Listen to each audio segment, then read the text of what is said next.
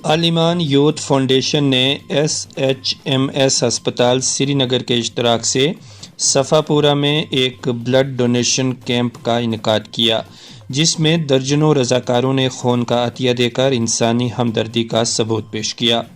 اس موقع پر بولتے ہوئے الایمان فاؤنڈیشن کے چیئرمین نے خون کے عطیہ کے فوائد کے حوالے سے عوام میں آگاہی پیدا کرنے کی ضرورت پر زور دیا اور کہا کہ خون کا عطیہ نہ صرف دوسروں کی زندگیاں بچاتا ہے بلکہ عطیہ کرنے والے کی طویل اور صحت مند زندگی میں بھی مدد کرتا ہے۔ کیمپ کے انعقاد کا بنیادی مقصد معاشرے میں خون کے عطیہ کے حوالے سے پائی جانے والی غلط فہمیوں اور خوف کے بارے میں عام لوگوں میں آگاہی پیدا کرنا تھا۔ مزید تفصیلات مختار احمد کی اس رپورٹ میں۔ علامت ہے، میں صفا پورہ میں رہتا ہوں۔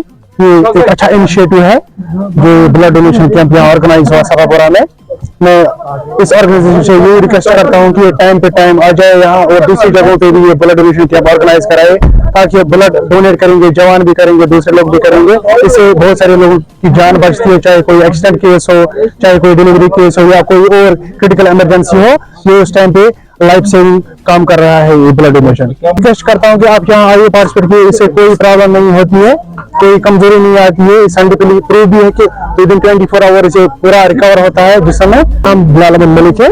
تو آج جو ہمارا یہاں پر جو کیمپ لگا تھا بلڈ ڈونیشن کیمپ ہے، اور اس کا یہی مقصد تھا کہ ہمیں اپنا بلڈ ڈونیٹ کرنا چاہیے۔ جن لوگوں کو یہ بلڈ کی ضرورت پڑتی ہے ان کے لیے ایک کاز بہت اچھا انیشیٹو ہے۔